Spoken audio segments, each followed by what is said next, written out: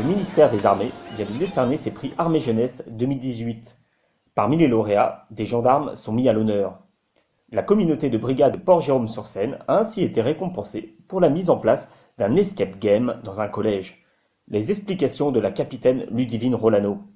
Nous avons créé une scène d'infraction avec monsieur le principal. Nous avons disposé des indices dans la salle et nous avons présenté le scénario dans sa première partie aux élèves. Donc les élèves avaient un carnet d'enquête où ils ont pris des notes. Et dans le même temps, nous leur avons montré les différentes technicités de la gendarmerie. Donc le maître chien, par exemple, a fait une démonstration de recherche qui nous a permis d'arriver à un témoin des faits que nous avons auditionné devant les élèves. Et à partir de là, de ces indices récoltés, les élèves ont travaillé en classe pendant 2 mois dans les matières avec les enseignants qui également se sont énormément impliqués dans cette action. Donc ils ont travaillé les indices et petit à petit, ils ont éliminé les suspects jusqu'à trouver le coupable du vol. Cette forme ludique a été choisie pour susciter l'intérêt d'un jeune public, parfois dur à captiver. Là, on s'adresse essentiellement à des collégiens, donc il me semble important de pouvoir les intéresser autrement que par une simple présentation un petit peu théorique du métier. On a eu envie de les impliquer réellement dans ce travail et de les faire participer. Alors l'adjudant-chef Héroard de la brigade de Port-Jérôme-sur-Seine a vraiment conçu, imaginé un scénario qui doit rester simple, consistant au vol d'une épée historique qui permet en fait d'ouvrir un trésor, donc une crypte secrète qui permet d'accéder au trésor des Templiers.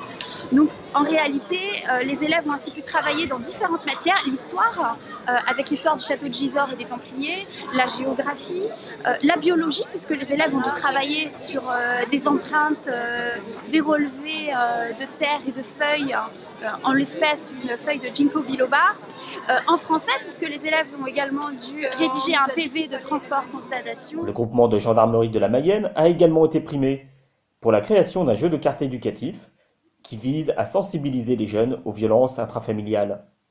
Le colonel David Bièvre nous détaille cette action. On souhaitait approfondir notre système, notre dispositif, en travaillant sur la partie éducative.